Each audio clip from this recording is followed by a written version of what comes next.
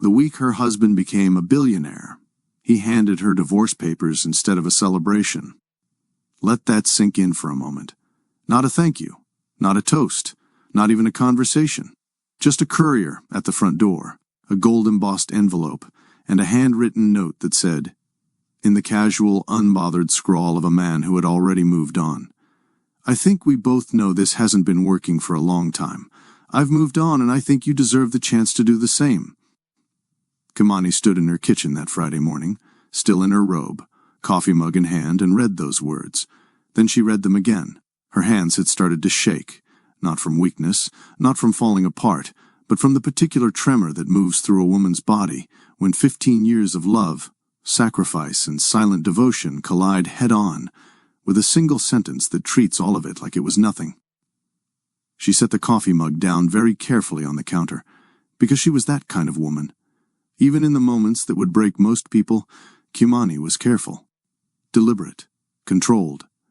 She had been holding things together for so long that steadiness had become her second nature, the kind of steadiness that doesn't come from having an easy life, but from having carried an incredibly hard one without dropping it, and she had carried so much. Now, before we go any further, I need to ask you something, and I want you to really sit with this question, because if you've ever loved someone with everything you had, this is going to hit close to home.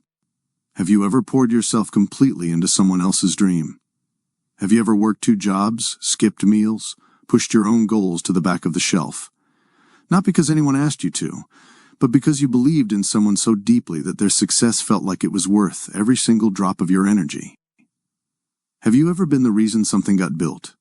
The reason the lights stayed on? The reason a dream survived its most fragile years? And then watched the person you built it with look right through you like you were never really part of the story? If you have, or if you know someone who has, then Kimani's story is going to speak to something deep inside you. Because what happened to her is not just a divorce story. It is not just a legal battle. It is the story of what happens when a woman who gave everything is finally forced, by betrayal of all things, to discover exactly how much everything was worth. Here is what you need to understand about Kimani before we go back to that kitchen, before we walk through the 15 years that led to that Friday morning, before we get to the part that Brandon never saw coming. Kimani did not just support her husband's company from the sidelines. She did not just cheer him on and keep the home warm while he chased his vision. She was in it, documented, signed, legally recorded, in it. Her name was on the founding papers of Northbridge Solutions, the company that had just hit $1 billion valuation.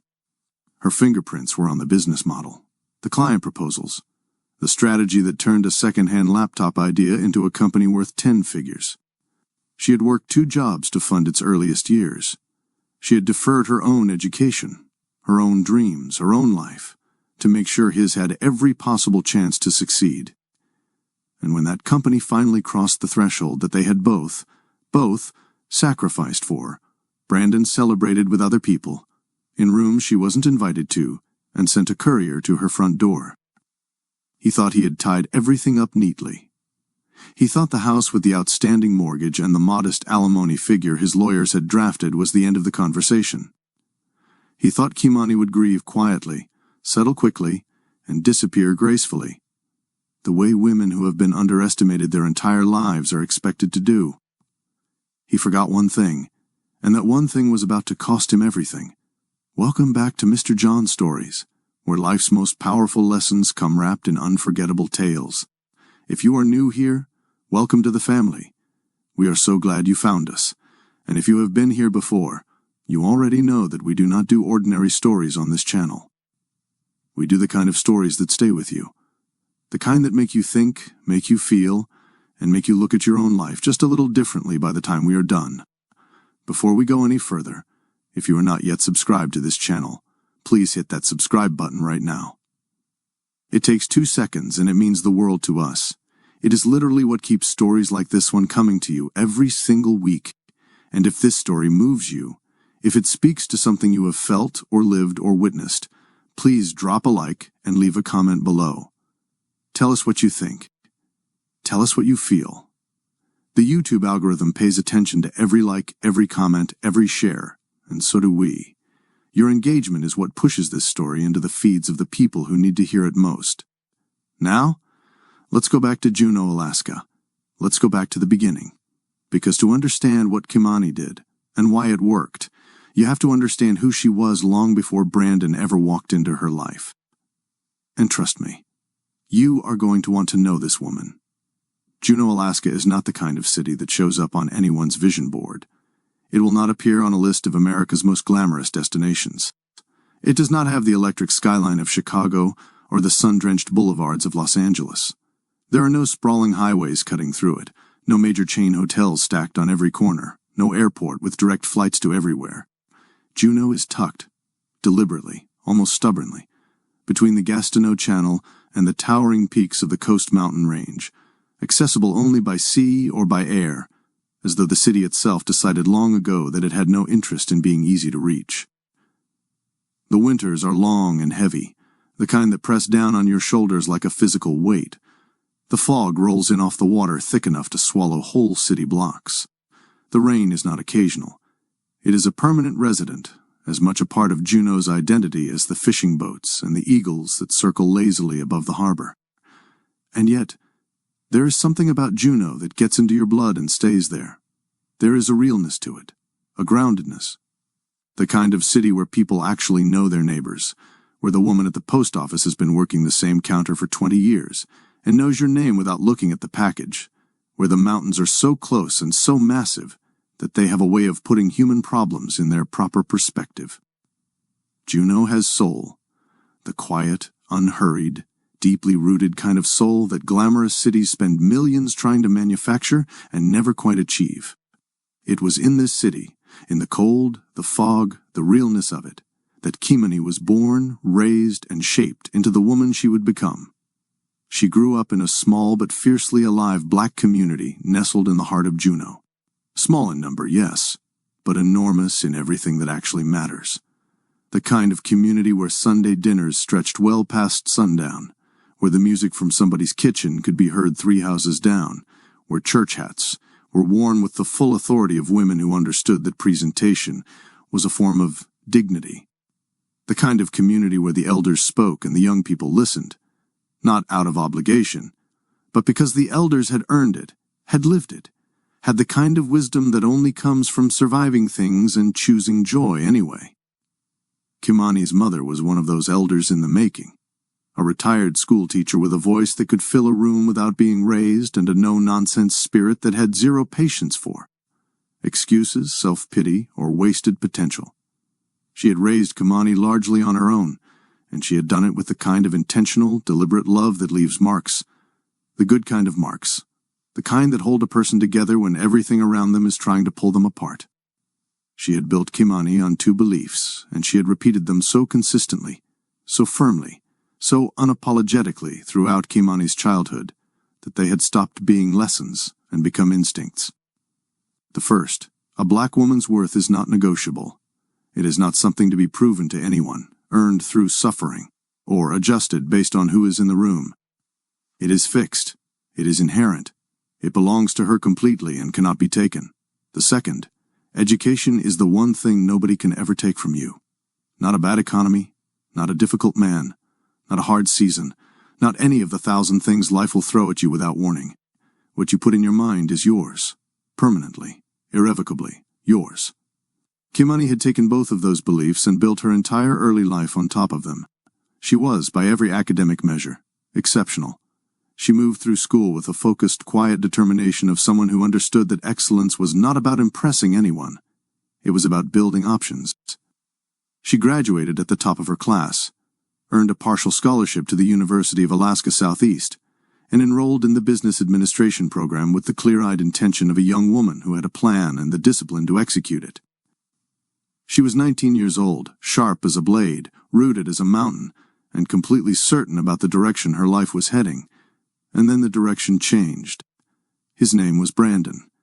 He came into Kimani's life the way most life-altering things do, without announcement, without fanfare, without any of the dramatic warning signs that would have been genuinely useful. He was 24 years old, a transfer student from Anchorage, lanky and sandy-haired with the kind of restless energy that made him seem like he was always in the middle of a thought he hadn't finished yet. He had transferred to the University of Alaska Southeast mid-year, carrying with him a second-hand laptop, a business plan that existed mostly in his head, and a level of confidence that was, frankly, remarkable for a man who had very little concrete evidence to justify it yet. But here's the thing about Brandon that you need to understand from the very beginning. He was not all bluster. Underneath the confidence, underneath the slightly rumpled, distracted genius exterior, there was a genuinely sharp mind working on a genuinely interesting problem. He had an idea. The idea was this: small businesses in remote Alaskan communities, fishing operations, supply companies, local cooperatives, were being left behind by the mainstream technology market. Enterprise software systems were too expensive, too complicated, and built for companies in major cities, not for a family-owned fishing supply store in Sitka or a small logistics operation in Ketchikan. Brandon wanted to build a platform specifically designed for those businesses. Inventory management, payroll processing, customer data, all of it streamlined, affordable, and built with the realities of remote Alaskan commerce in mind. He had named it, at least in his own mind, Northbridge Solutions. It was a Tuesday afternoon in late October when he explained this idea to Kimani over 2 cups of terrible campus coffee in the university's small, perpetually overheated student lounge. The rain was doing what Juneau rain does, coming down sideways, indifferent to anyone's plans. Kimani had sat down at the only available table. Brandon had asked if the seat across from her was taken, and 45 minutes later, neither of them had moved. She listened to him talk about Northbridge with the focused attention she gave to everything that genuinely interested her. And it did genuinely interest her, not just because the idea was smart, though it was, but because of the way he talked about it. With fire, with the kind of unshakable certainty that makes you want to believe in something even before the proof exists. He talked about technology the way her mother talked about education, like it was a tool for closing gaps, for reaching people who had been left out, for building something that actually served a real need. Something shifted in Kimani's chest that afternoon, not just attraction, though that was there too, she would be honest about that. It was recognition. She saw the idea clearly, saw its potential, and she saw him, this earnest, passionate, slightly scattered young man who believed so completely in something that hadn't been built yet that his belief alone made it feel real. They started dating 3 weeks later. By the end of that academic year, they were inseparable, finishing each other's sentences, spending long evenings at the kitchen table with Brandon's laptop open, and Kimani's notebook beside it, building the idea together in the way that 2 people build things when they are both fully invested, and neither one is keeping score yet. Her aunties naturally had opinions. Auntie Rochelle, the family's most trusted voice of hard-earned wisdom, a woman who had seen enough of life to read an entire situation from a single detail, pulled Kimani aside at a Sunday dinner and said, with the measured calm of someone who chooses their words carefully because they mean every single one, "Baby, I'm not saying don't love who you love. I'm just saying make sure he sees you, all of you, not just the parts that are convenient for him." Kimani had smiled, nodded, and told her auntie she understood. She believed it when she said it. They were married the following year. Kimani 22, Brandon 27, in a small, warm ceremony at a community hall that her mother's church friends had filled with more flowers than the budget technically allowed. Kimani wore a dress she and her mother had altered together over 3 weekends of laughter and needle pricks. Brandon stood at the front of that hall in a suit that was slightly too big in the shoulders and looked at her like she was the most extraordinary thing he had ever seen. It was a beautiful day. What came after the beautiful day was considerably harder. The beautiful day ended and the real work began. Northbridge Solutions at the time of their wedding was still more idea than company. It had a concept, a rough prototype that Brandon had been refining for months, and a business plan that the 2 of them had worked on together at the kitchen table during those long evenings before the wedding. What it did not have, what it would not have for quite some time, was money. No clients, no contracts, no investors writing checks, just a vision, a laptop, and Brandon's absolute, unshakable certainty that it was going to work. That certainty did not pay the rent. So Kimani did. She had secured a position as an administrative coordinator at a local government office in Juneau. Steady work, reliable pay, decent benefits. It was not glamorous, but it was solid. And solid was exactly what their situation required. She showed up every morning, did her job with the same focused competence she brought to everything, and deposited her paycheck into the account that kept their household running while Brandon poured every available hour into building the platform. But one income, it turned out, was not enough. Brandon needed equipment upgrades. He needed software licenses. He needed to make occasional trips to Anchorage to meet with potential investors, trips that cost money they did not have sitting comfortably in reserve. So Kimani added a second job, weekend shifts at a restaurant in downtown Juneau, carrying plates of king crab and halibut to tourists who tipped inconsistently and occasionally asked her, with genuine curiosity and zero self-awareness, whether she was from somewhere warmer. She smiled through every single one of those interactions. She had been raised with grace, and grace does not clock out just because your feet are screaming. And her feet were screaming. Regularly. The kind of deep, bone-level exhaustion that sets in when your body has been in motion since early morning and your mind has been running even longer. She would finish a closing shift at the restaurant, drive home through Juneau's dark, narrow streets, and sit down at the kitchen table to help Brandon review a pitch deck or work through a client proposal, because even after a double shift, even when everything in her body was begging for rest, she was still showing up for the thing they were building together. There were nights she looked across that kitchen table at Brandon, head down, fully absorbed in his screen, completely in his element, and felt something complicated move through her. Pride, yes. Genuine, deep pride in what he was working toward. But also something quieter, something she did not name out loud, something that lived in the space between what she was giving and what was being acknowledged. In the closet of their bedroom, packed neatly into a cardboard box, were her business administration textbooks. She had not opened them in months. The degree she had been working toward, the one her mother had spoken about with such conviction, the one that had felt so certain and so close before Brandon and the wedding and the 2 jobs, was on hold. Indefinitely, she told herself. Temporarily. Just until things stabilized. Just until Northbridge found its footing and the financial pressure eased, and there was finally enough breathing room for her to think about her own direction again. Temporarily stretched. The way it always does when you keep pushing something to the back of the shelf. What Kimani did not fully reckon with in those years. What she perhaps could not afford to reckon with, because reckoning with it would have made it harder to keep going, was the way Brandon received everything she was giving. Not with conscious ingratitude. Not with deliberate dismissal, but with the quiet, unthinking ease of someone who had come to experience her sacrifice the way a person experiences air, as simply part of the environment. Present, available, reliable, not something that required acknowledgement because it had never, not once, been absent. He was building. She was holding everything together so that he could build, and somewhere in the daily rhythm of that arrangement, the holding together had stopped being visible. Then came the night that changed the temperature of everything. It was late.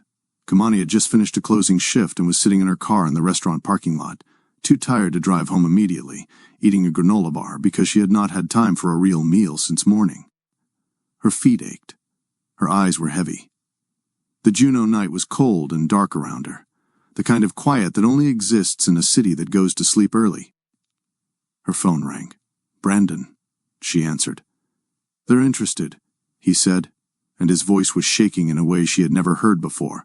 Not fear, but the specific tremor of someone standing at the edge of something enormous. "Kimani, they're actually interested. The investors. They want to see the full financials next month." She did not say anything for a moment, and then, sitting alone in that dark parking lot, granola bar in hand, exhausted down to her bones, she burst into tears. Not sad tears. Not frustrated tears. The kind of tears that come flooding out when something you have been holding your breath about for years finally begins to exhale.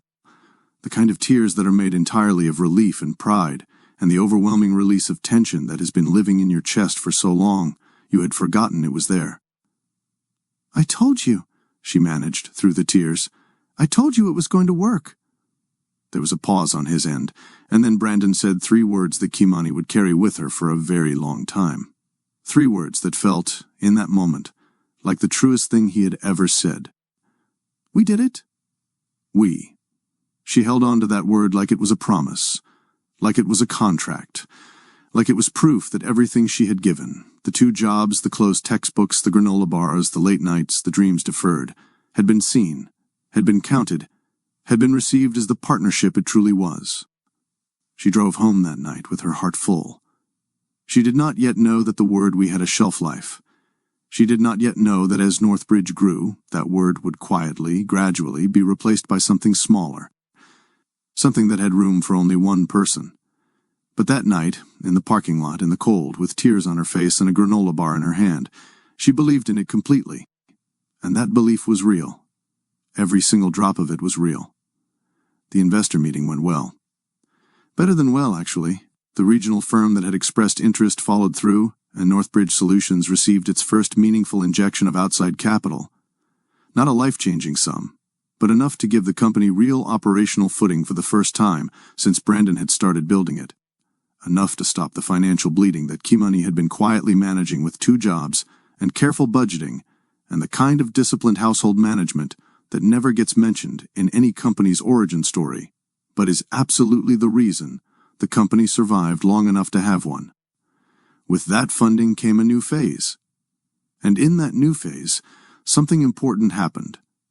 Something that the public narrative of Northbridge Solutions would later gloss over entirely, but that the paper trail would preserve with perfect, irrefutable clarity. Kimani stepped fully into the company. Not as a cheerleader. Not as a supportive spouse watching from a comfortable distance. She stepped in as a working, thinking, contributing partner, and the results of her involvement were not subtle. The first thing she tackled was the business model itself.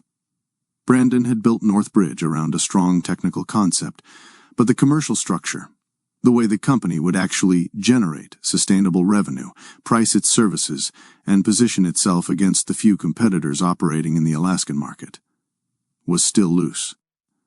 Kimani sat down with the numbers, the market research, and the operational realities of the communities Northbridge was trying to serve, and she rebuilt the revenue framework from the ground up. She restructured the pricing tiers to make the platform genuinely accessible to small businesses without undercutting the company's ability to grow. She identified 3 service categories that were being undercharged, and 2 that were creating unnecessary operational complexity. She presented her analysis to Brandon in a document that was thorough, clearly argued, and immediately actionable. He implemented it almost entirely, word for word in several places. Then came the client proposals. Northbridge had the product and the pitch, but the written proposals Brandon had been sending to potential clients were inconsistent. Each one slightly different, none of them structured in a way that made the company's value proposition land cleanly. Kimani drafted a master template.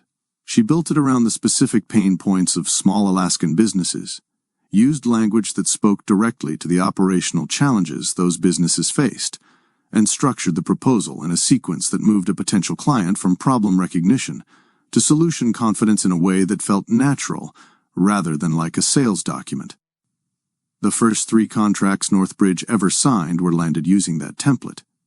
Kimani had written every word of it, but perhaps the most significant thing Kimani did, the thing that would matter most years later, in a conference room with lawyers and forensic accountants, and a settlement figure that nobody on Brandon's side had anticipated, was insist on being formally recognized. It was not a dramatic conversation. It was a practical one. Kimani had been doing the work, contributing to the strategy, and she understood, because she had a business education and a clear-eyed understanding of how companies and legal structures worked, that informal contribution without formal documentation was contribution that could be erased. She told Brandon that she wanted her name on the founding documents, not as a gesture, not as a symbolic acknowledgement of their marriage, but as an accurate legal reflection of the reality that Northbridge Solutions had been built by 2 people, not 1. Brandon agreed. He was, in those days, still the man who had said "we" in that parking lot phone call. He signed the documents without hesitation, both of them did, and the paperwork was filed and stored in the cabinet in their home office. Within weeks, Brandon had moved on to the next pressing thing on his list. The founding documents settled into the filing cabinet and out of his active memory with the ease of a man who had no particular reason to think about them again. Kimani filed her copy separately, carefully, in a clear plastic sleeve in a folder she kept organized and accessible. She did not forget about those documents. Not for a single day. Northbridge Solutions found its footing, and then it found its stride. The first real client came in the 3rd year of their marriage, a small fishing supply company in Sitka that needed exactly the kind of inventory management system Brandon had spent years building. Then a second client followed. Then a third, referred by the first, which is the kind of organic growth that tells you a product is genuinely solving a real problem, a regional business. Journal picked up the story, a small write-up, nothing major, but enough to put Northbridge on the radar of people with larger checkbooks and longer investment horizons. The company was becoming real. Undeniably, measurably, contractually real. And as Northbridge grew, Brandon's world grew with it, expanding outward in every direction, pulling him further and further from the kitchen table where the two of them had built the foundation together. The suits came first. Not the slightly too big one from their wedding, but sharp, well-fitted ones, the kind that signal to a room that the person wearing them has arrived somewhere. Then came the travel. Anchorage had been the extent of Brandon's professional world in the early years, but now there were conferences in Seattle, investor meetings in San Francisco, partnership discussions in New York. He was moving through rooms that Kimani had never been invited into, building relationships with people she had never met, becoming a version of himself that had been shaped entirely by experiences she had not been part of. He came home from those trips different, not dramatically, not all at once, but in the accumulated incremental way that people change when their world keeps expanding while someone else's stays the same size.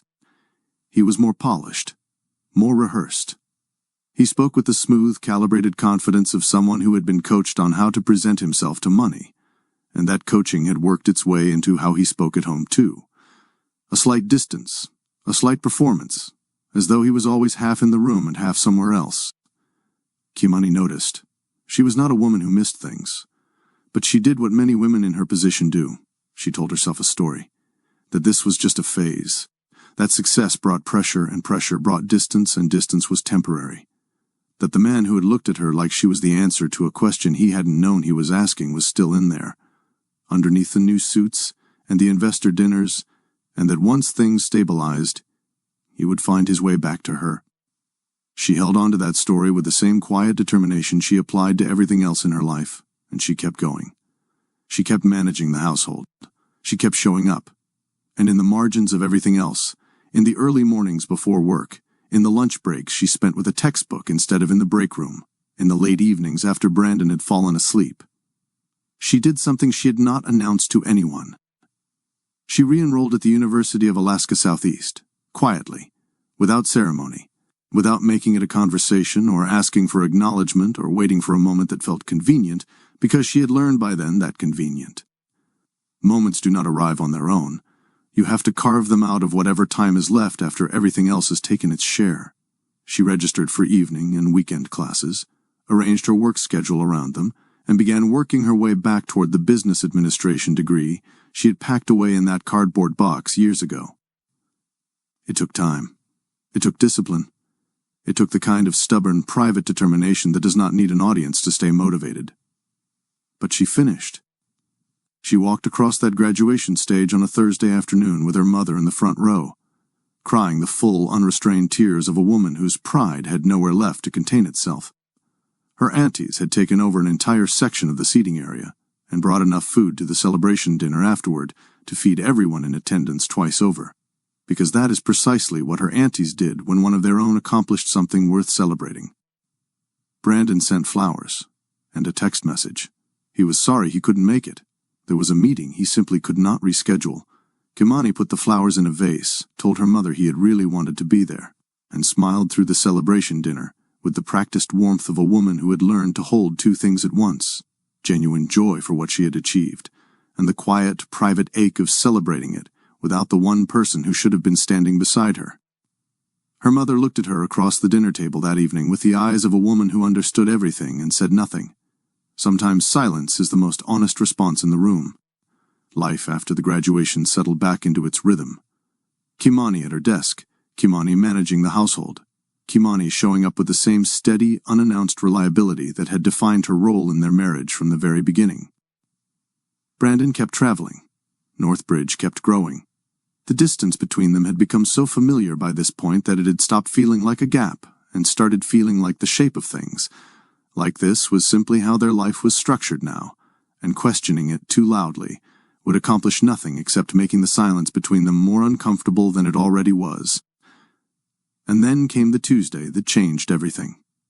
Kimani was at her desk at the government office, eating lunch, a sandwich she had packed that morning because the day had started early, and she had not had time to think about anything more elaborate. Her phone was face up beside her keyboard, the way it always was. During the workday, and at 12:43 in the afternoon, a news alert pushed through to her screen. She almost scrolled past it. She didn't. The headline read, "Northbridge Solutions reaches $1 billion valuation following major federal contract award." She stared at the screen for a long moment. Read it again. Set her sandwich down. $1 billion. The company that had started on a second-hand laptop in a university student lounge. The company whose earliest expenses she had covered with restaurant tips and government office paychecks. The company whose business model she had restructured, whose first client proposal she had written, whose founding documents had both their names on them. That company had just crossed a threshold that most businesses never come anywhere near. She picked up her phone and called Brandon. It rang through to voicemail. She called again. Voicemail again. She sent a text. "I just saw the news. Congratulations. Call me when you can." She went back to her sandwich. She finished her lunch. She returned to her work with the composed, professional steadiness that her colleagues had always admired about her, and she waited. He called back 4 hours later. The moment the call connected, she could hear it, the unmistakable sound of a celebration already in full swing. Voices layered over each other in the background, the sharp, bright clink of glasses, laughter that had the particular quality of people who are very comfortable in very expensive rooms. Wherever Brandon was, he had been there for a while. "Can you believe it?" he said, and his voice had the loose, elevated energy of someone riding the highest wave of their professional life. $1 billion, Kimani. An actual billion. "I can believe it," she said quietly. "I've believed in this since the beginning." There was a pause. Brief. Barely 2 seconds. But she felt it the way you feel a draft through a wall you thought was solid. "I'll be home late," he said. "Don't wait up." The call ended. She set her phone down on the kitchen counter. She had driven home by then, moving through the motions of the evening on autopilot, and stood in the stillness of the house. Their house. The one she had kept running for 15 years. The one whose mortgage she had helped carry, whose repairs she had coordinated, whose every room held some version of her labor and her care and her presence. Now, before we go any further, if this story is speaking to you, if you know someone who has given everything to someone who stopped seeing them, please take 2 seconds right now and hit that like button. Share this video with someone who needs to hear it. And if you have not yet subscribed to Mr. John Stories, please do it now. Your subscription is what keeps these stories reaching the people who need them most. Drop a comment below and tell us, have you ever poured everything into someone who forgot to look back? We read every single comment. Now let's continue. He did not come home that night, or the night after that, or the night after that. Kimani did not call again. She did not send another text. She sat in the living room of that house on the first night and the second, and she thought. Not frantically. She was not a woman who did anything frantically. She thought with the slow, clear, deliberate attention of someone who is finally allowing themselves to see something they have been carefully not looking at for a very long time. She thought about the word "we." She thought about a dark parking lot and a granola bar and a phone call that had made her cry with relief and pride and the overwhelming sense that everything she had given had been worth it. She thought about the way that word had felt in her chest that night, solid, certain, like a foundation, like proof. And sitting alone in that house on a Tuesday night while her husband celebrated $1 billion milestone in a room she had not been invited to, she understood something that she could no longer unfold gently or explain away or file under temporary. The word "we" had an expiration date, and nobody had told her what it was. She had poured 15 years of her life, her energy, her income, her education, her dreams, her absolute best, into something that had just been valued at $1 billion, and the man whose name sat beside hers on the founding documents of that company was somewhere across the city, in a room full of expensive laughter, telling people a story about how he had built it. She sat with that truth for a long time, and when she finally stood up, turned off the living room light and walked to her bedroom, alone, in the house she had kept running for 15 years, something had shifted in her. Something quiet and permanent and impossible to undo. She was done waiting to be seen. 3 weeks after the $1 Billion Tuesday, on a Friday morning in early November, a courier knocked on the front door of the house Kimani had kept running for 15 years. She was in the kitchen when she heard it, still in her robe, a deep burgundy one, soft from years of washing, the kind of comfortable that only comes with time. She had been up since 6, the way she always was, moving through the quiet morning routine that had been hers alone for longer than she cared to count. Coffee brewing, the low hum of the refrigerator, the particular gray-blue light that Juneau mornings carry in November when the sun has not fully committed to showing up yet. She had her mug in her hand when the knock came. 2 sharp, professional raps that had a different quality from the sound of someone she knew. She opened the door. The courier was young, efficient, and entirely indifferent to the significance of what he was carrying. He confirmed her name, handed her a gold-embossed envelope with the clean, formal weight of something that had been prepared by people who charged by the hour, asked her to sign a small electronic pad, and left before she had fully processed what she was holding. She stood in the open doorway for a moment, the cold November air moving past her into the warmth of the kitchen, and looked at the envelope. Her name was on it.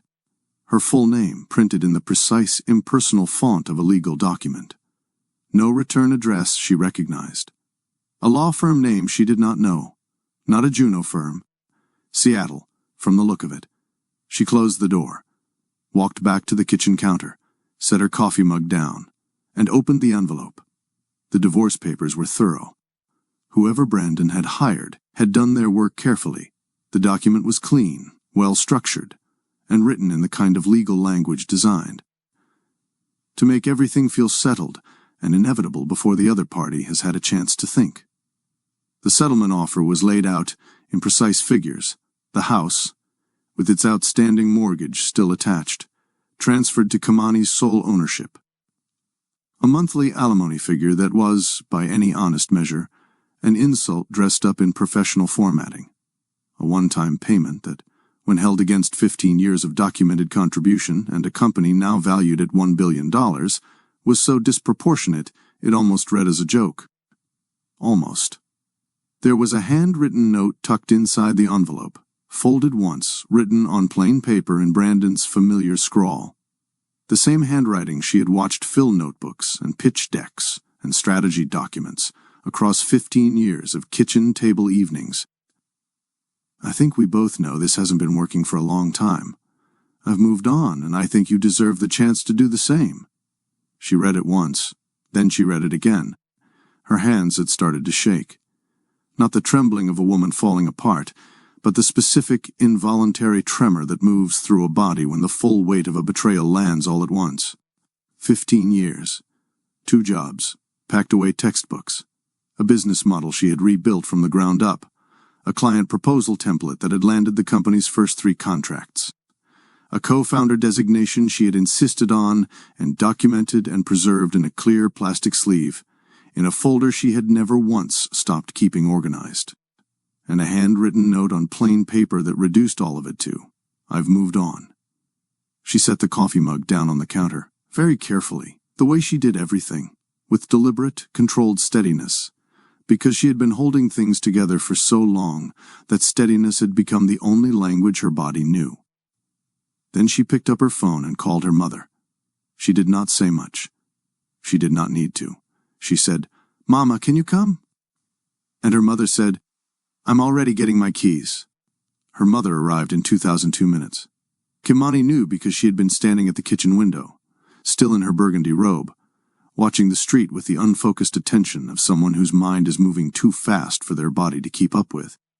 She watched the familiar car pull up, watched her mother get out with the particular purposeful energy of a woman who has spent a lifetime showing up for the people she loves and watched her come up the front path carrying, of all things, a casserole dish covered in foil and a canvas bag over one shoulder.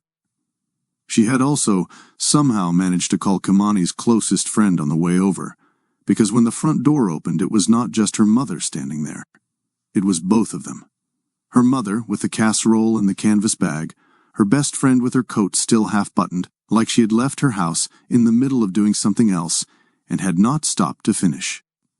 Kimani had been holding herself together with the careful, practiced composure that had carried her through every hard thing in her adult life.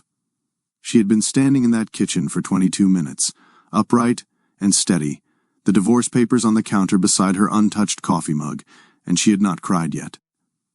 She had not allowed it yet, not because she was suppressing it, but because some part of her had been waiting for the presence of the people who made it safe to fall apart. Her mother walked through the door, set the casserole on the counter without a word, looked at Kimani's face with the full, unguarded attention of a woman who had known this face since the moment it entered the world, and opened her arms. And Kimani fell into them and wept. Not the quiet, dignified kind of crying that looks composed from a distance. Not the kind that can be managed or contained or explained away. The deep, ugly, real kind. The kind that comes from somewhere below the chest, that takes over the whole body, that sounds like grief because it is grief.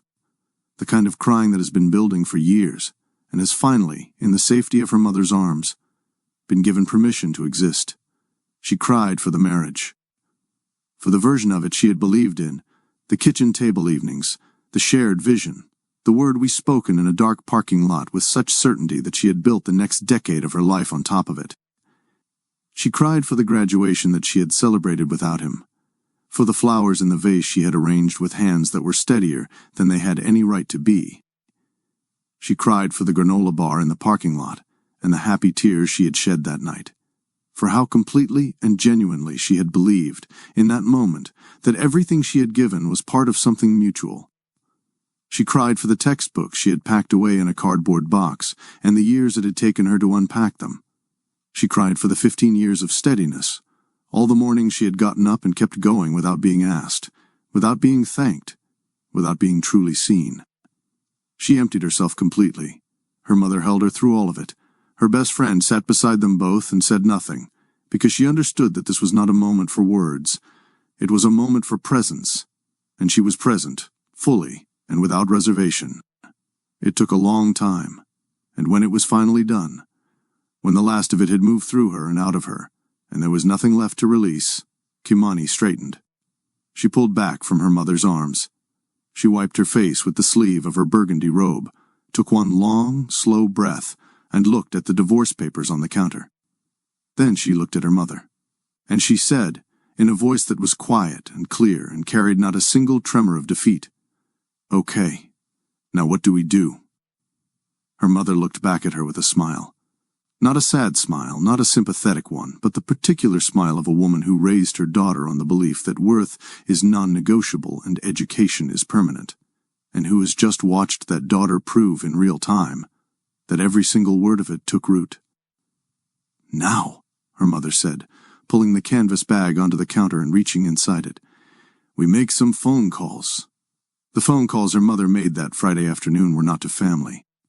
They were not to the aunties, not to the church friends, not to anyone in the network of warmth and community that had always surrounded Kimani in hard times. They were to people who could help in a different way entirely.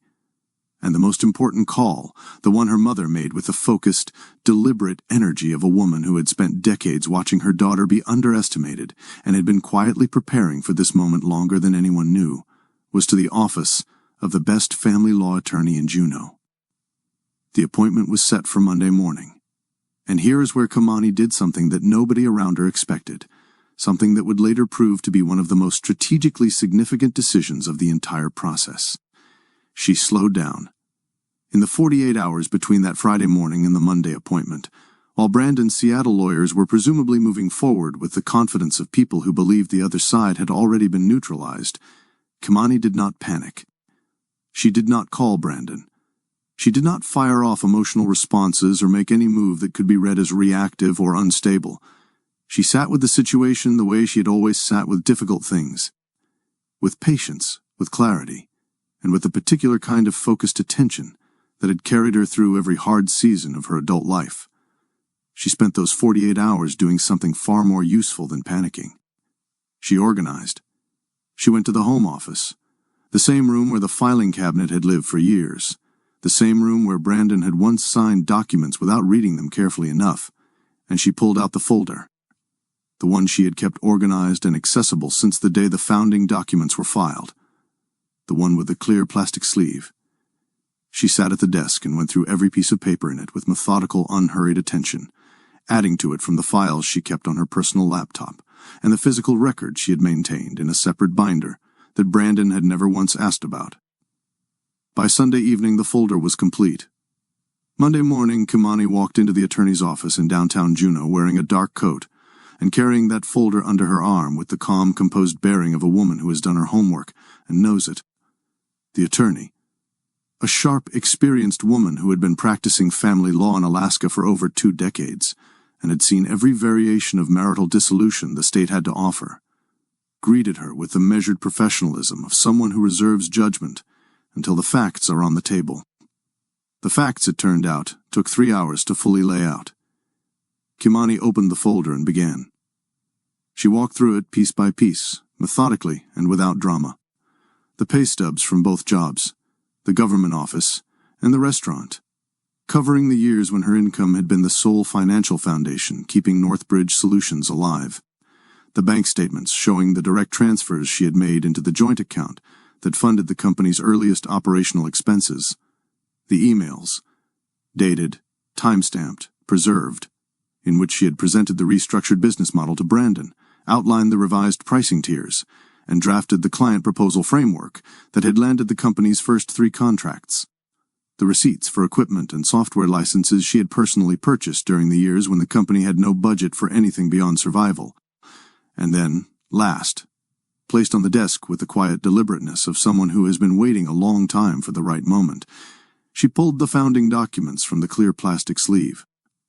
Both names, hers and Brandon's, signed, dated, filed, and legally recorded at the time of Northbridge Solutions' formal incorporation. The attorney picked up the documents. She read them. She read them again, and then she set them down on the desk, folded her hands, and looked at Kimani with an expression that had shifted, not dramatically, but unmistakably, from professional assessment to something closer to focused, alert attention. "Mrs. Kimani," she said carefully, "do you understand what these documents mean? Not in the context of your marriage, but in the context of the company itself." Kimani held her gaze. "Tell me," she said. The attorney leaned forward. "These founding documents establish you not as a spouse with a claim to marital assets," she said, "but as a legal co-founder of Northbridge Solutions. That is an entirely different legal category. Your stake in that company is not subject to standard marital property division. It is a founding equity position, and it has been on record since the day this company was incorporated. His lawyers," the attorney continued, her voice measured and precise, "are operating as though this is a standard high-asset divorce.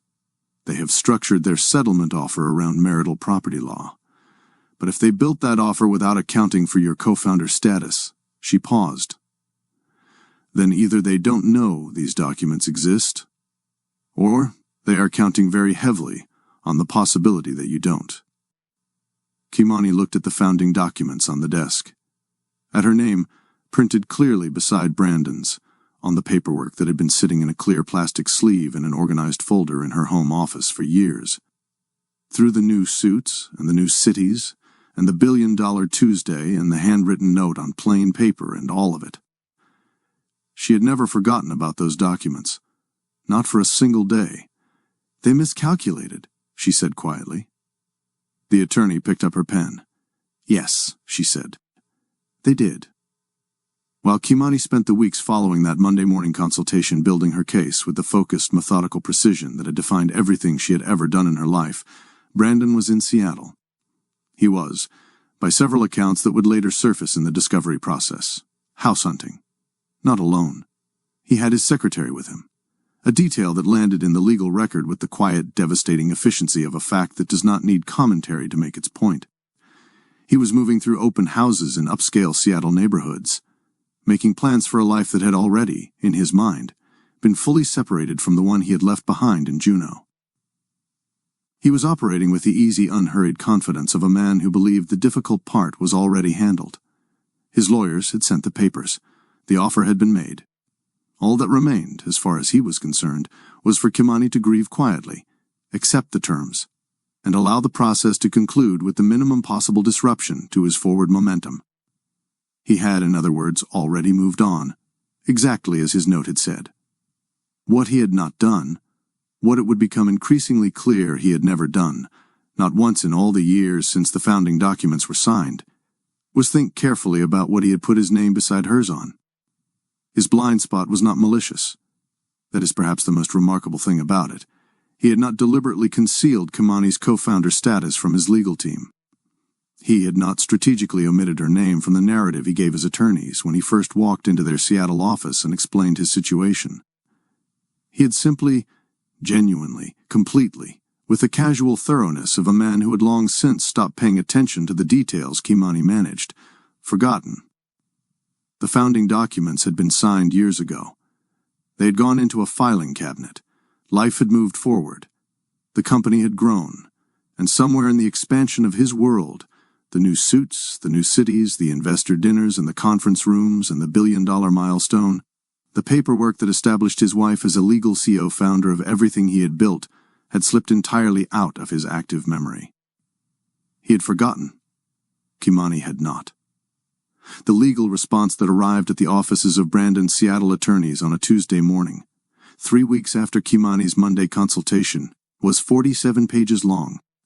It was accompanied by a forensic accountant's preliminary assessment, a documented timeline of Kimani's contributions to Northbridge Solutions spanning 15 years, and a formal assertion of her co-founder equity position that was supported by the original founding documents, the financial records, and the email correspondence that placed her voice, her strategy, and her words at the center of the company's most critical early decisions. Brandon's lead attorney called him within the hour. The conversation, by all reasonable inference, was not a comfortable one. "What do you mean her name is on the founding documents?" There was a pause on Brandon's end, the kind of pause that has a specific texture. Not the pause of someone searching for an explanation, but the pause of someone watching something they thought was settled become suddenly, irreversibly unsettled. "I forgot," he said. The silence that followed from his attorney's end of the line was a masterpiece of professional restraint, the kind of silence that a lawyer produces when they have just received information that fundamentally restructures the case they have been building, and they are choosing, very deliberately, not to say out loud what they are actually thinking. The kind of silence that costs several $100s a minute and communicates more than words could. Brandon had walked into this process believing he held every card in the deck. He was now learning in real time that the deck had been reshuffled, and that the woman he had sent a courier to on a Friday morning in November had been holding her hand very, very carefully for a very long time. The first mediation session was scheduled for a Thursday morning in December, 6 weeks after the 47-page response had landed on Brandon's attorneys' desks and fundamentally restructured everything they thought they understood about the case they were handling. The session was held in a neutral conference room in downtown Juneau. Clean, professional, deliberately unremarkable.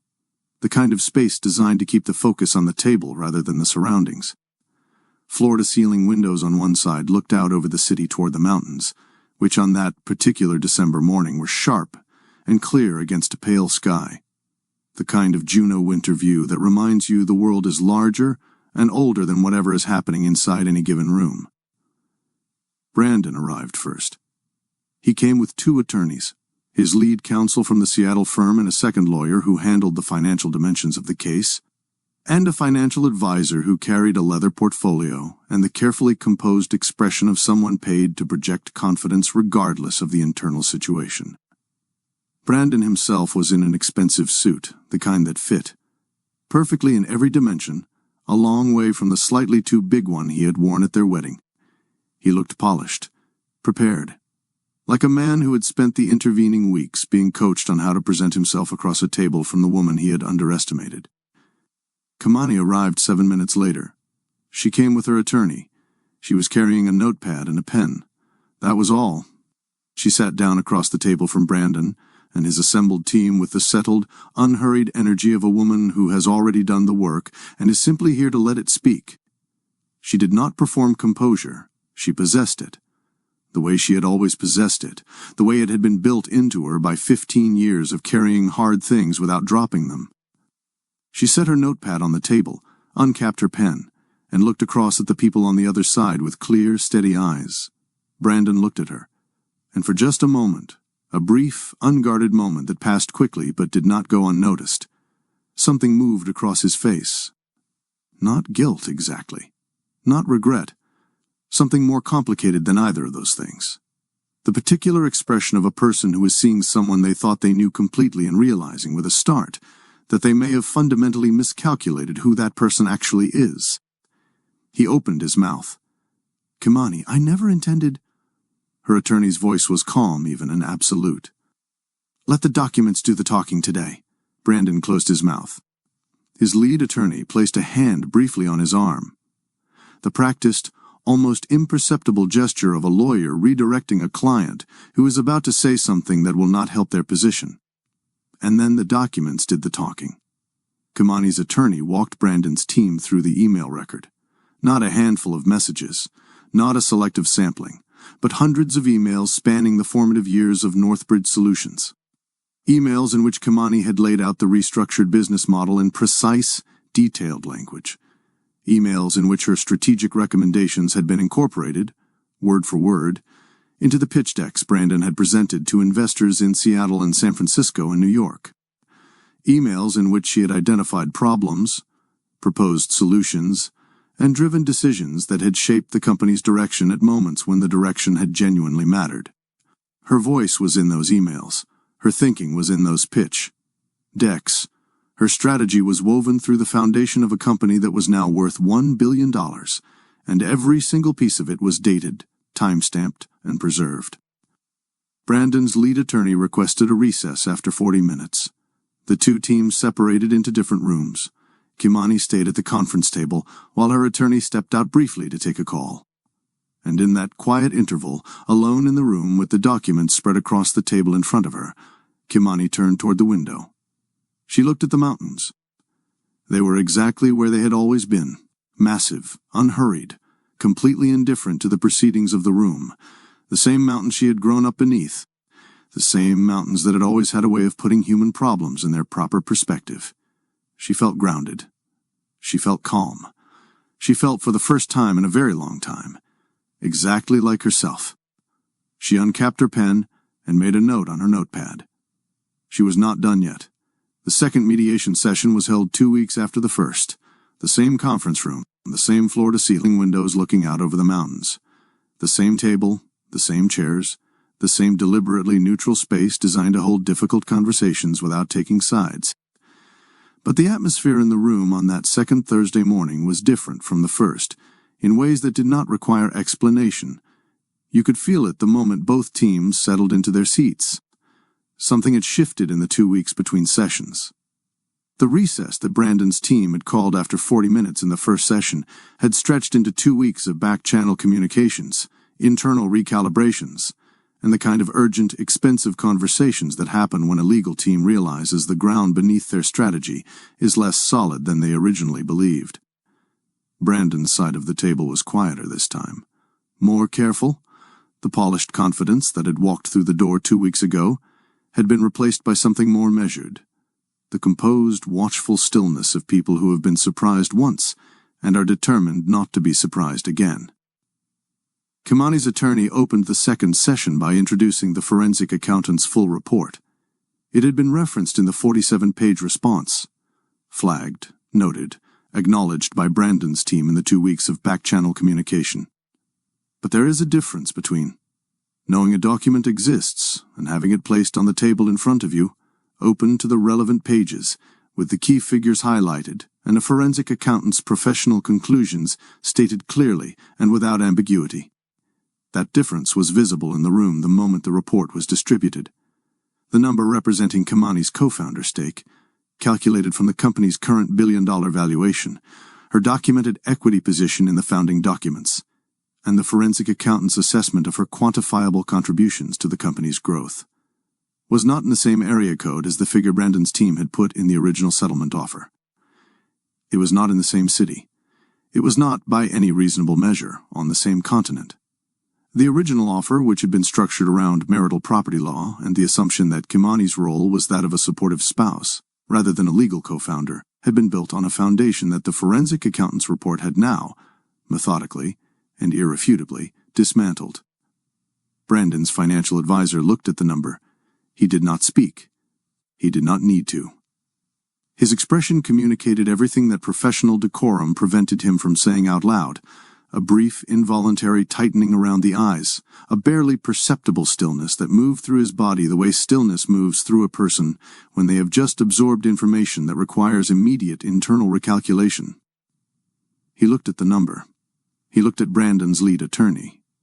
He looked back at the number, and then he composed his face back into professional neutrality with the practiced efficiency of a man who has learned, over a long career, to manage his reactions in rooms where reactions have consequences. Brandon's lead attorney called for another recess. This one was longer than the first. Kimani stayed at the conference table again.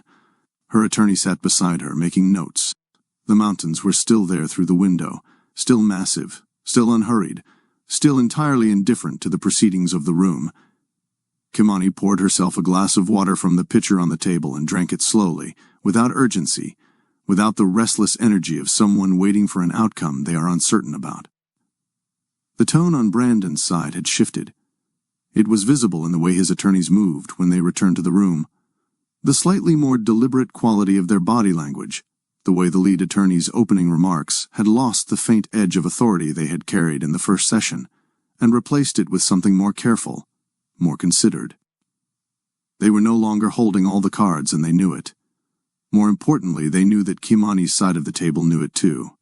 And if you were watching closely, if you were paying the kind of attention that Kimani had always paid to everything, you would have noticed something else. Something that Brandon's team had not yet registered, because they were still processing the number on the table and had not yet thought to ask whether there was anything else. And now, before we go any further, if this story is doing what I think it's doing to you right now, I need you to do 3 things. Hit that like button, because this story deserves it. Drop a comment below and tell me, did you see this coming?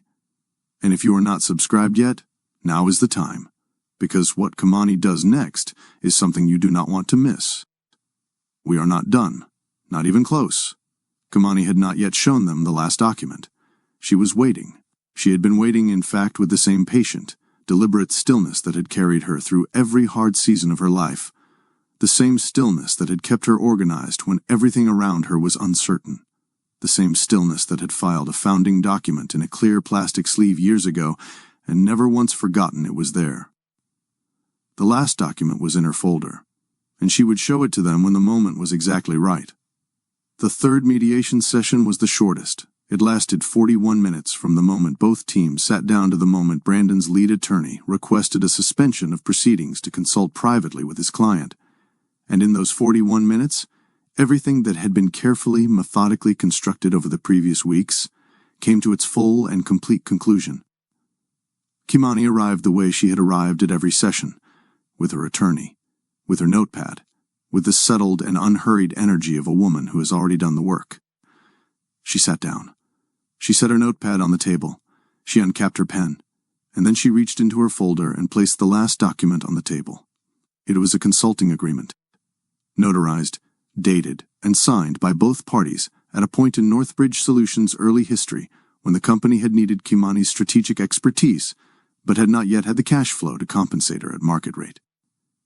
The agreement had been structured around deferred compensation, a formal, legally binding arrangement in which Kimani's consulting fees would be paid out at a future date, with interest, once the company reached a financial position that could support it. It was the kind of arrangement that small startups make in their early years, when the people building them are working on belief and future promise rather than present resources.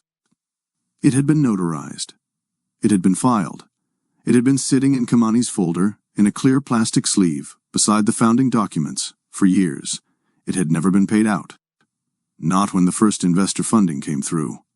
Not when the second round closed. Not when Northbridge Solutions expanded from Juneau to Seattle to San Francisco to New York. Not when the regional journal wrote about the company's growth. Not when the valuation crossed $100 million, or $500 million, or the billion-dollar milestone that had sent a news alert to Kimani's phone at 12:43 on a Tuesday afternoon while she sat at her government office desk. The deferred compensation had accumulated. With interest, the rate specified clearly in the notarized agreement, calculated against a company now worth $1 billion, the figure that Kimani's forensic accountant had attached to the outstanding consulting fees, was a number that made the original settlement offer look not merely insulting but almost incomprehensibly disconnected from reality. The room went silent. Not the polite procedural silence of people waiting for the next speaker. The deep, absolute silence of a room in which everyone present has just absorbed information that has rendered the previous framework of the conversation entirely obsolete. Brandon's lead attorney looked at the document. His second attorney looked at it. The financial advisor looked at it. And then, slowly, all three of them looked at Brandon. Brandon looked at the consulting agreement on the table, at the notarized seal, at his own signature, placed there years ago in the same casual, trusting way he had signed the founding documents, with the easy confidence of a man who believed the details would sort themselves out, and that the woman across from him would always be there to manage them. "I forgot about that too," he said. His voice was quiet, not defensive, not calculating, just quiet, the voice of a man who is, in real time, understanding the full dimensions of what his forgetting has cost him. Kimani looked at him across the table. Her expression was not triumphant. It was not cold. It was the clear, steady, entirely composed expression of a woman who has been waiting for this moment with patience and precision, and has arrived at it exactly as she intended. "I know," she said. "A beat, measured, deliberate. I didn't. The suspension of proceedings was called 4 minutes later. Settlement negotiations, when they resumed, were conducted on an entirely restructured basis, one that bore no resemblance to the original offer that had arrived in a gold-embossed envelope on a Friday morning in November, and everything to do with a woman who had spent 15 years making sure she never forgot a single thing that mattered. The settlement was reached on a Tuesday morning in early March. 4 months, almost to the day, from the Friday morning in November, when a courier had knocked 2 sharp professional raps on the front door of the house. Kimani had kept running for 15 years and handed her a gold-embossed envelope from a Seattle law firm. 4 months from the moment she had stood in her burgundy robe and read a handwritten note on plain paper that said, "I've moved on." As though moving on were something that happened to a person rather than something they chose, deliberately and with full preparation, to do. The final agreement was nothing like the original offer. Full co-founder equity, recognized, documented, and legally binding. The founding documents that Brandon had signed and forgotten, and Kimani had preserved in a clear plastic sleeve for years, were now the cornerstone of a settlement that reflected what they had always actually said. The deferred consulting fees, accumulated with interest across the years of Northbridge Solutions' growth, from a 2-person startup in Juneau to a billion-dollar company with offices in 3 cities, were paid out in full. Every dollar of the figure the forensic accountant had calculated, without reduction, without negotiation on that particular line. The house, the one with the outstanding mortgage that the original offer had transferred to Kimani as though it were a gift rather than a liability, was resolved on terms that accounted for its actual value and her 15 years of maintaining it alone. It was, by every measure, a complete restructuring of the original offer, the kind of outcome that happens when a woman walks into a process with a folder, a forensic accountant, a notarized consulting agreement, and 15 years of documentation, and refuses, at every point, to be less than exactly what the evidence says she is. When the final signatures were placed, and the documents were gathered, and the conference room began the quiet process of returning to its neutral, unremarkable state, Kimani's attorney walked out beside her into the corridor. They rode the elevator down in companionable silence, and when they stepped through the building's front doors and out into the Juneau afternoon, Kimani stopped. She stood on the pavement and breathed. It was early March in Juneau, that particular point in the Alaskan late winter, when the cold has not yet released its hold, but the light has begun to shift, the days stretching just slightly longer than they were a month ago, the air carrying the clean, sharp quality of a season that is preparing to change. The mountains were visible from where she stood, the same mountains that had looked back at her through the conference room window across 3 mediation sessions, massive and unhurried and entirely unchanged by everything that had happened in the rooms beneath them. She breathed the cold, clean air in slowly, and then she let it out. Her attorney stood beside her. After a moment she asked, "How do you feel?" Kimani considered the question with the same thoughtful attention she gave to everything. Not the reflexive, automatic answer, the true one. "Like myself," she said. "For the first time in a long time, exactly like myself." Her attorney nodded once, the quiet, satisfied nod of a woman who has spent 2 decades practicing family law in Alaska and knows when she sees it the specific quality of a person who has come through something hard and arrived on the other side of it intact. What happened next was not something Kimani orchestrated. It was not something she planned or anticipated or set in motion. It was simply the natural consequence of facts that had always existed and were now, in the wake of the legal proceedings, part of the discoverable record. A journalist, not from Juneau, from a regional publication that covered Pacific Northwest business and culture, had been following the Northbridge story since the billion-dollar valuation. When the details of the settlement became available, and when those details were placed alongside other information that had surfaced during the discovery process, including the circumstances of Brandon's time in Seattle, the house hunting, the company of his secretary, the story wrote itself. The article ran on a Thursday. By Sunday, Brandon was trending. For 4 days, his name moved through the kind of public conversation that no publicist can manage and no legal team can contain, the specific, relentless attention that the internet gives to a story about a man who forgot what his wife built and found out, in the most public possible way, that she had not. The Northbridge board convened an inquiry. Investor calls were scheduled. The company's founding story, the one that had been told, in pitch decks and press releases and conference keynotes, as the story of Brandon's vision, was formally updated to reflect the documented contributions of its CEO founder. Her name, which had been on the founding documents since the beginning, was now in the public record in a way that could not be revised or minimized or forgotten. The waterfront Seattle property that Brandon had been touring with his secretary on the days when Kimani was organizing her folder and preparing her case was never purchased.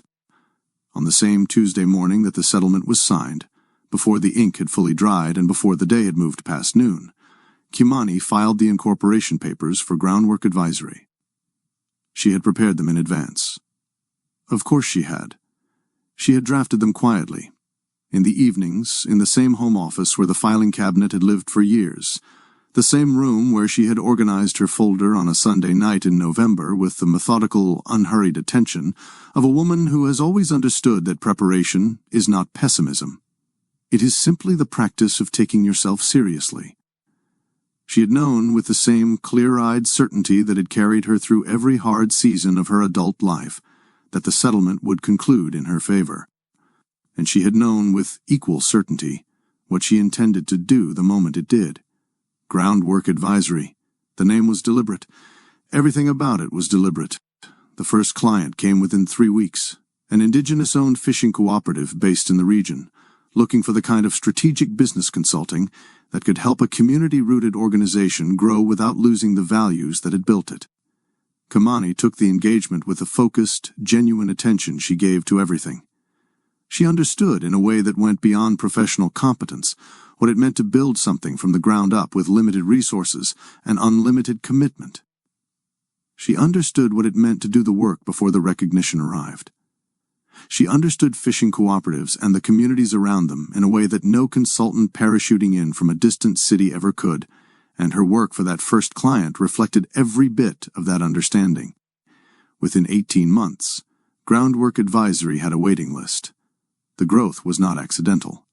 It was the direct result of the same qualities that had built Northbridge Solutions from a second-hand laptop and a kitchen table idea into a billion-dollar company, except that this time Every decision, every strategy, every late evening of careful preparation belonged entirely and unambiguously to Kimani. Her name was on the door. Her name was in the founding documents. Her name was on every piece of work that left the office.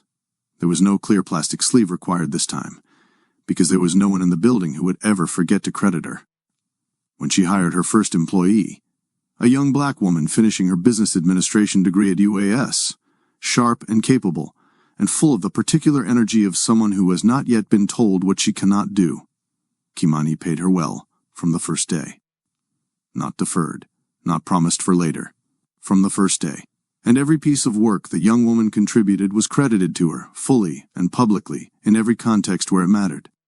Kimani did not make a speech about it. She simply did it, the way she had always done the things that mattered, quietly and completely and without requiring an audience. Brandon called on a Wednesday evening in April, 6 weeks after the settlement.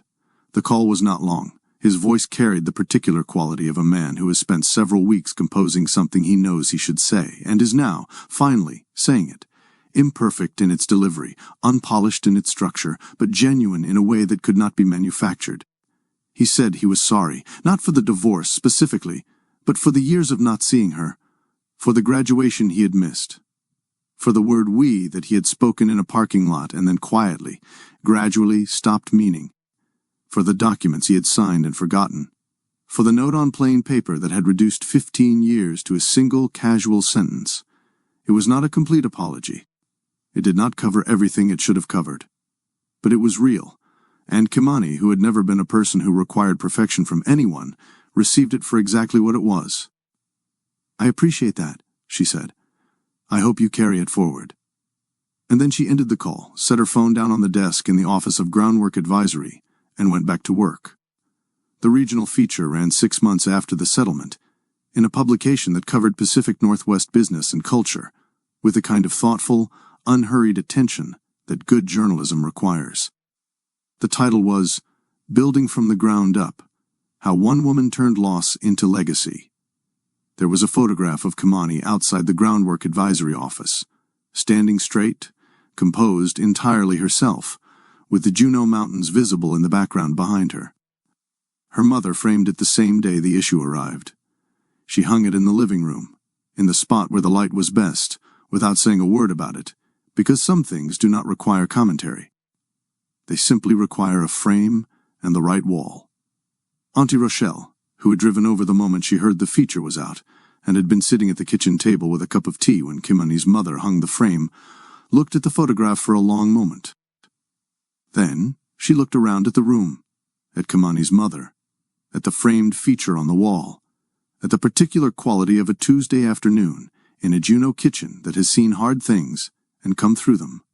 And she said, with the full, satisfied authority of a woman who has been waiting years to say it, "I told y'all." And now, before we close this story, if Kimani's journey moved something in you today, I want you to do 4 things right now. Hit that like button. This story earned it. Subscribe to this channel if you are not already part of this family, because we tell stories here that stay with you.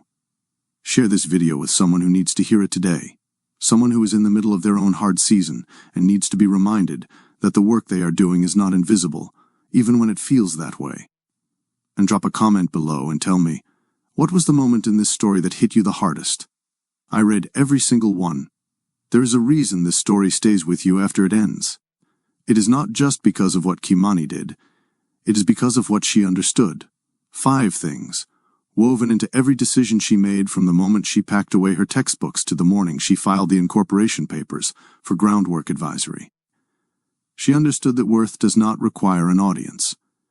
She kept her documents organized and her folder current for years without anyone watching, without anyone asking, without any guarantee that it would ever matter, because she had been raised to believe that the work you do in private is the foundation of everything that becomes visible later. She understood that education is permanent. The degree she finished quietly, in evening and weekend classes, while running a household and supporting a company that did not put her name on the press releases, that degree was hers in a way that nothing could touch. It went with her into every room she entered after the settlement. It was in her voice when she spoke to clients. It was in the quality of her work. No one could take it back. She understood that documentation is not distrust. It is self-respect. Every email she preserved, every receipt she kept, every document she filed in a clear plastic sleeve was not the act of a suspicious woman preparing for betrayal. It was the act of a woman who took her own contributions seriously enough to record them, and who understood, at some level that did not require articulation, that the record would matter someday. She understood that grief and strategy are not opposites. She cried the deep, ugly, real kind of cry in her mother's arms on a Friday morning in November, and then she wiped her face, asked, "What do we do?" and spent the next 48 hours organizing a folder that would restructure a settlement negotiation. She did not choose between feeling and acting. She did both in the right order at the right time, and she understood, perhaps most importantly, perhaps most quietly, that the most powerful thing a person can do in the face of being underestimated is simply to continue, to keep the folder, to finish the degree, to file the papers on the same morning the settlement is signed, to pay the young woman from UAA's well from the first day without making a speech about it, to answer the phone when Brandon calls and say "I appreciate that" and mean it, and then go back to work. She never raised her voice. She never performed her pain for an audience. She never needed anyone to see her in order to know her own worth. She simply kept going, and she kept everything. He never saw what was coming,